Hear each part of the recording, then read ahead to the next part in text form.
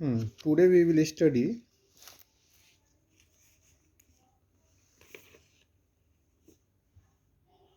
approximate methods. एक बार ऐसे check कर रहे हैं ना.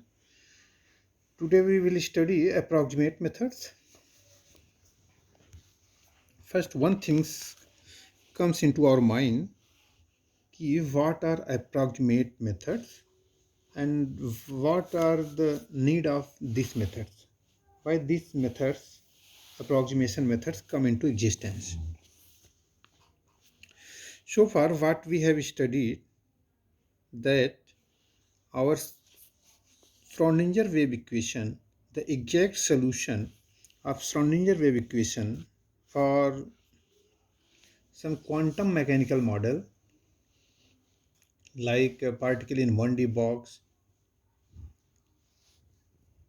simple harmonic oscillator, as rigid rotor, for hydrogen atom. For all these quantum mechanical model, we get exact solution for one electron system. But for more complex system, that is for multi-electron system or any system like hydrogen atom, if that system got perturbed by any means like application of electric field, magnetic field, then in that case also we cannot get exact solution for energy and wave function. In that case, we cannot define Hamiltonian exactly. So we get error in determining the solution of Schrodinger wave equation. So for these cases, we use approximation method for determining the energy approximately. Because in these cases, the find energy is observed approximately, not exactly. So in these two methods, perturbation and variation method, first we will study perturbation methods. As its name, from its name it is clear, perturbation means disturbance. If our system got disturbed, then it does not have exact solution. For example, as Schrodinger wave equation, in case of simple harmonic oscillator, until the motion was simple harmonic oscillator, in that case we have observed, we have find out exact solution of Schrodinger wave equation, its energy relation and wave function. But as the motion got anharmonic, in that case we cannot calculate, we cannot predict the exact solution, and we only get approximate solution for energy and wave function. So from these ideas, first we will study perturbation theory. Suppose for perturbed system, our Schrodinger wave equation is H psi equal to E psi. This is for perturbation system for which we don't have an exact solution. And now for unperturbed system which is normalized, we can write it H naught psi naught. Here naught has been given for distinguish perturbed to unperturbed system. This is unperturbed system whose solution is exactly can be given. H naught psi naught equal to E naught psi naught. This is equation 2. Uh, from here, the difference between these three quantities, first Hamiltonian, second energy, third wave function. The difference between these three quantities can be written that delta H equal to, इसको समझने के लिए हम लोग ये कर सकते हैं, जैसे किसी का वेट 70 kg है, अगर उसको हम एक डस्टर उसके हाथ में पकड़ा दें और फिर उसके वेट को मेजर करें, तो उसका मान लीजिए डस्टर का वेट है 100 ग्राम, तो उसका टोटल वेट कितना हो जाएगा 70 kg 100 ग्राम। तो उसके जो डिस्टर्बेंस हुआ उसके वेट में उस डस्टर के नाते, वही क्या हुआ पर्टर्बेशन। तो उस पर्टर्बेशन को मेजर करने के लिए जो अनपर्टर्ब सिस्टम था उसमें से पर्टर्ब सिस्टम को माइनस कर देंगे तो हमें टोटल कितना डिस्टर्बेंस हुआ, कितना पर्टर्बेशन हुआ, वो मालूम हो जाएगा। तो ये जो थ्री क्वांटिटी थी, हैमिल्टोनियन, एनर्जी और वेव फंक्शन, उसमें कितना पर्टर्बेशन हो रहा है उस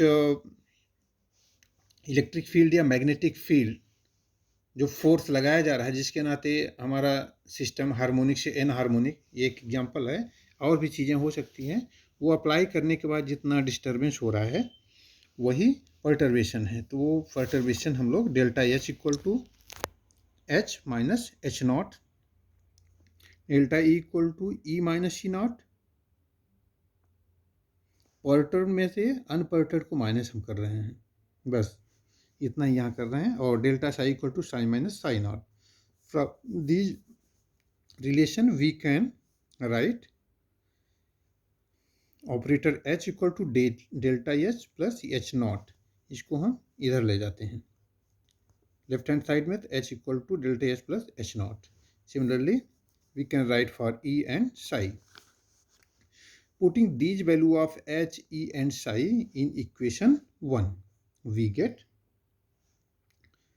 delta h plus h naught, h के प्लेस पे, psi के प्लेस पे हम delta psi plus psi naught equal to e के प्लेस पे delta e plus e naught, psi के प्लेस पे delta psi plus psi naught, ये पुट करते हैं। फिर इसके बाद हम दोनों ब्रैकेट के अंदर को मल्टीप्लाई करते हैं, इसको एक्सपेंडेड फॉर्म में लिखते हैं, delta h into delta psi plus delta h into psi not, delta h not into delta psi, h not into psi not equal to delta e into delta psi plus delta into psi not. फिर इसका हम इसमें करेंगे e not into delta psi plus e not into psi not. From here h naught psi naught, we know h naught from equation 2, h naught psi naught equal to e naught psi naught, then this can be cancel out to each other, and delta h into delta psi,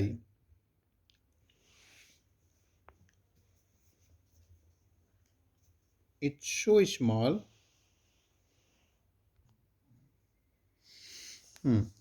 it can be neglected.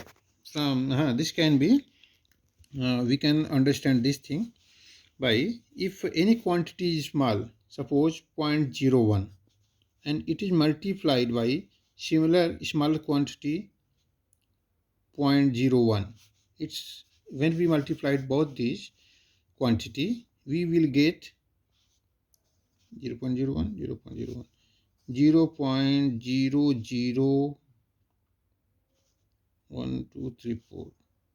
01. This is still very very smaller quantity, I mean to say, when we multiplied smaller quantity, we get further least very smaller quantity. That's why both change in perturbation multiplied by change in operator Hamiltonian multiplied by change in wave function, we get very smaller quantity that can be neglected from here and from this side, right hand side both.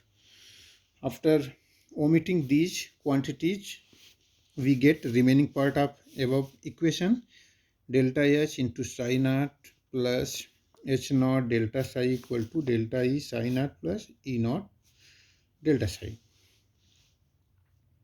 From here, we can write this thing H,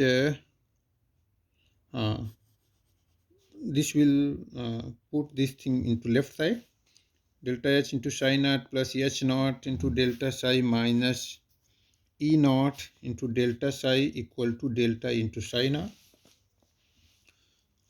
Here delta psi are common, so it can be taken out of the bracket, and we will get this thing multiplying by psi naught star complex conjugate of psi naught on both sides, and taking integration with respect to volume integral d tau on both sides. We already have told you d tau is volume integral and its expression is dx dy dz in 3D coordinate.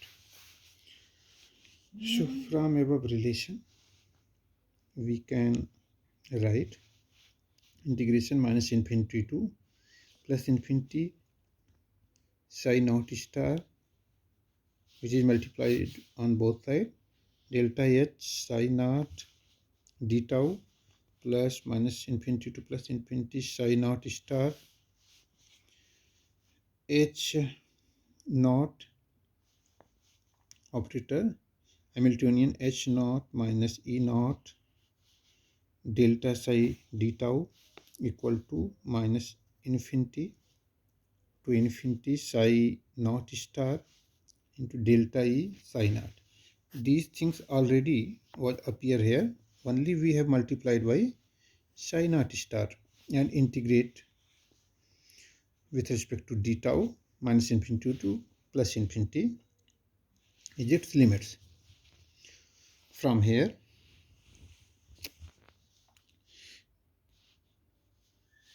we can write one more time this thing minus infinity to infinity psi naught star delta h psi naught d tau plus minus infinity to infinity psi naught star h naught minus e naught delta psi d tau equal to delta e minus infinity to plus infinity psi naught star psi naught d tau. And we know psi naught and its complex conjugate with integrated minus infinity to plus infinity d tau equal to 1 for normalized wave function is always equal to 1. So we will write 1 in place of this expression. So above equation can be written delta E equal to minus infinity to plus infinity psi naught star delta H psi naught d tau plus this thing minus infinity to plus infinity psi naught star H Hamiltonian H naught minus E naught delta psi d tau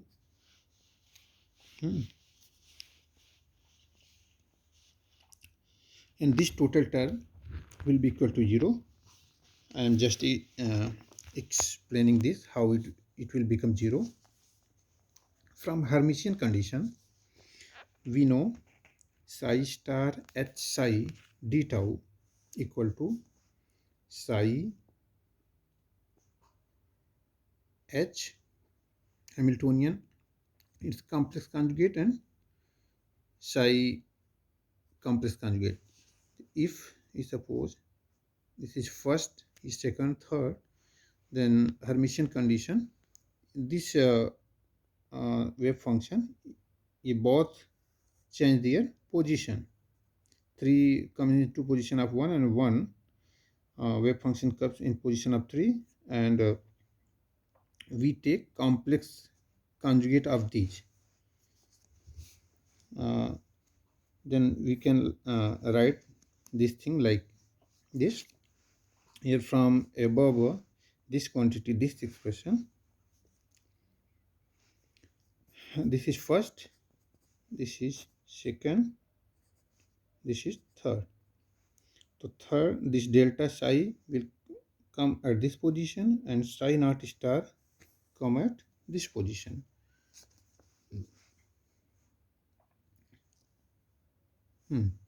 This thing was here, and these two quantity are changing their position according to the rule of Hermitian. So delta psi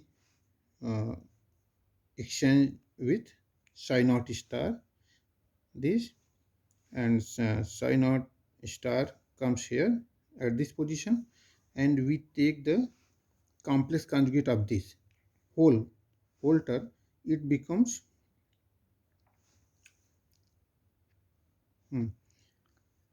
H naught minus E naught का complex conjugate. Delta psi comes in this position and this here. So we can write this thing in place of this whole term.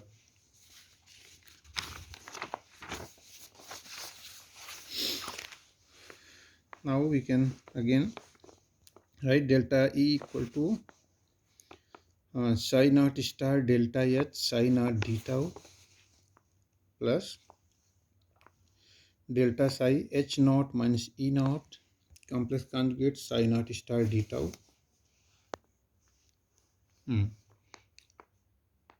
Multiplying by delta psi into under bracket. So sorry, by psi naught. So it becomes, here we can write delta E equal to minus infinity to plus infinity psi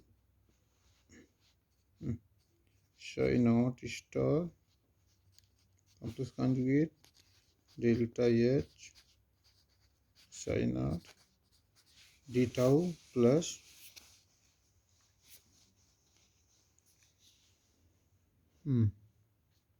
minus infinity to infinity delta psi. This quantity will multiplied by quantity under bracket H naught psi naught minus E naught psi naught. Since from equation 2 we know H naught psi naught equal to E naught psi naught, that's why H psi equal to E psi, and whole term become 0. So this total quantity comes to 0. That's why delta E equal to minus infinity to plus infinity psi naught star delta H psi naught d tau. This is the perturbation in energy.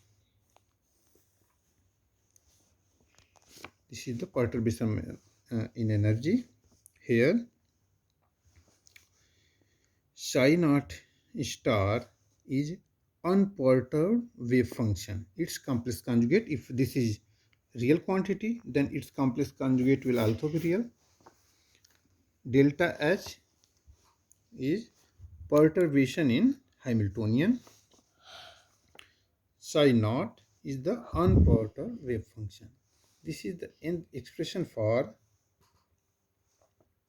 perturbation in energy. From this relation, we can find out the perturbed energy for our system like an harmonic oscillator. From here we can write delta E from above relation. delta E equal to E minus E naught. In previous page we have discussed this. From here we can write E equal to delta E plus E naught, and the value of delta E has already been expressed here. From this we can find out the perturbed energy. This is the expression for perturbation method. From this we can find out the perturbed energy for a perturbed system. Now we will make one more video in something method of this perturbation theorem to explain this one more time